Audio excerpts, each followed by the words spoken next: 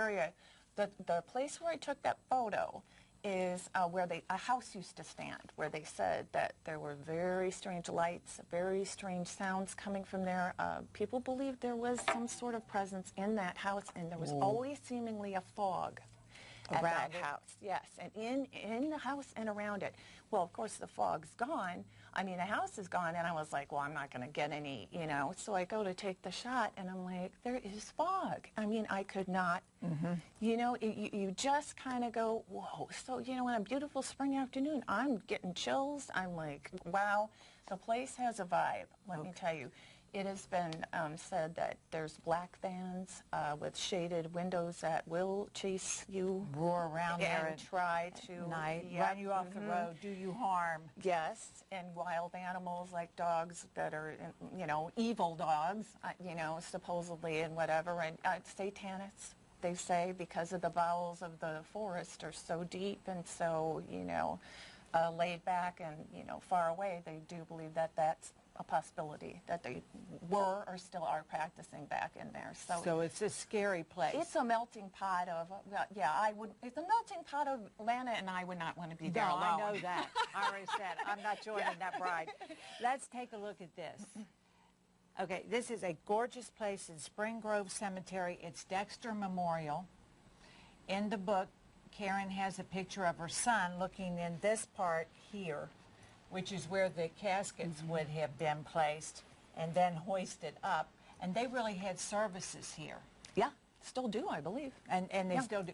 It looks like a mini cathedral basilica. It is absolutely gorgeous. Gothic. Yes, but I saw this myself on a spring day, and I felt eerie with this also, as beautiful as it was, and I wondered what it was. It's at the front.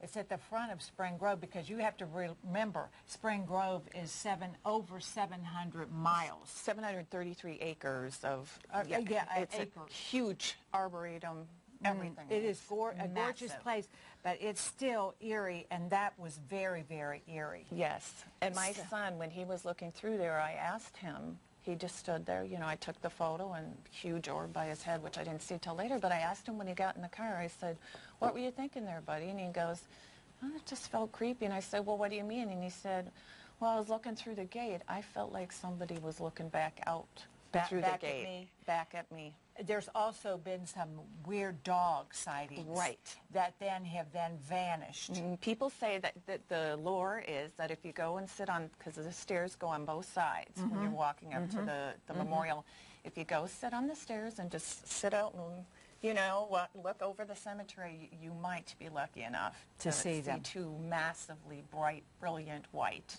dogs race past. Here's another scary, this statue, and you call it Lot 100. Lot 100 of Spring Grove.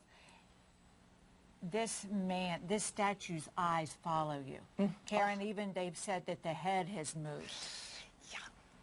Yeah.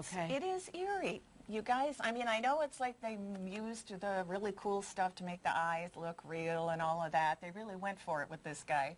But it is, and I'll tell you, you stand there and then you're like, now wait a minute. Now, because you're trying to debunk this or whatever, but you could almost swear, that a little more than the eyes turn too.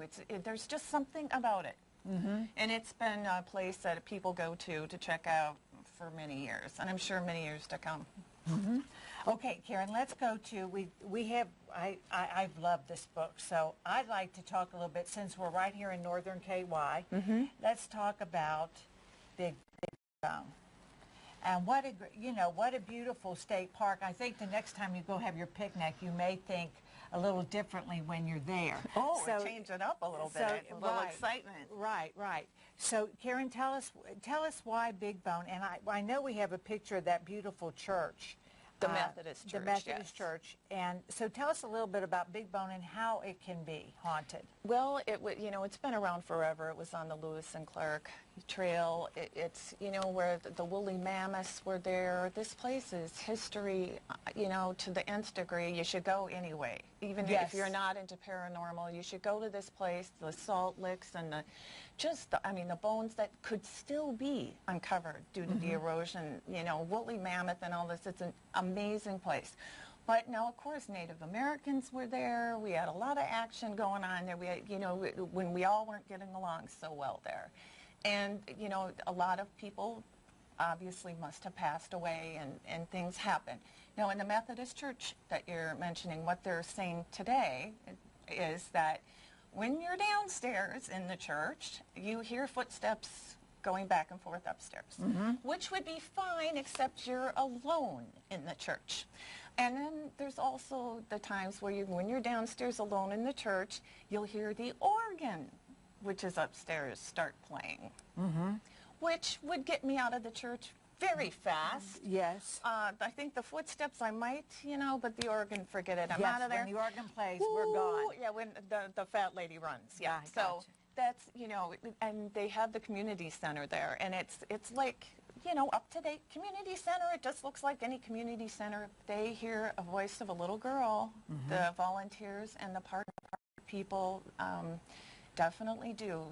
Coming through, there's no little girl there, but they hear her a lot. They also hear other voices commonly through that place, and they do have like setups of old Indian, you know, teepees and things like that, and try to get the vibe back, and you kind of wonder sometimes if maybe, you know, specters aren't taking advantage of it or just reliving it for a little while.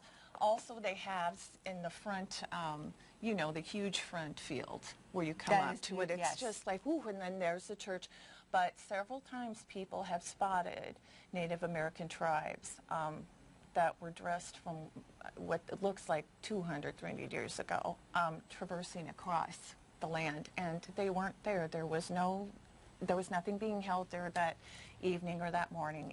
It was just. But they were seeing. They were seeing them. Yes. One of my favorites. I have two favorites, Karen. Okay. And this one's about lonely Rebecca. Oh, my Rebecca. And so this is one of the best stories in there to me. Let me get a picture of Rebecca's house where she was murdered. And so do give us the story of Rebecca. Rebecca breaks Karen. my heart. And it's like you were talking earlier, Lana, about how sometimes maybe ghosts stick around with unfinished business, or something isn't going right or isn't fair. Rebecca was married, and her husband built her this place to live. She did not leave the place for over 30 years. She sat up. We do not know. I mean, I'm going to be honest. We don't know if she had agoraphobia. We don't know if he imprisoned her there. We don't know. You know, that's conjecture. We don't know. Anyway, what she would do was she would sit in that front window and just, I mean, this was her life, and look down at the main street, because it was quite busy down there at that time, and she knew everybody's name and what everybody was doing and going about, well, when she got this today, and Mrs. Wilson, that was her life, was looking at other people living their lives. And one night, they had a caretaker couple that were also in the house with them, and they heard screams and running. And they went up and found Rebecca in that room, and her face had been completely annihilated, smashed in, all of the bones broken in her face. There was none left that were intact. Of course, blood everywhere, with a piece of wood from the fireplace that had been heating her room. And of course, she was gone. And her husband was nowhere to be found in the home. And then a few minutes later, he came in covered in blood from the barn, where he said the blood came from because it was cold outside, and his, you know, fingers were frostbitten or whatever. And they bought that because he was not held accountable. He slithered through. He slithered through. I think from the basic gist I get from it, he did go to trial, but I think he got off basically on reason of insanity. And, you know, however you want to, I mean, that was look at a it, horrific you know. tale, and she has lingered, and she has been seen on the staircase. Oh, yeah. and the black Victorian garb, and they buried her, and then he died a few months later, and they buried him next to her. Right there would cause an unrest. The best story in there about Rebecca was there was a caretaker at a cemetery, and he looked up and he saw a woman dressed in period clothes asking into his office. for the grave of Rebecca. Yeah, I can't remember her last name. McCullen? Yeah,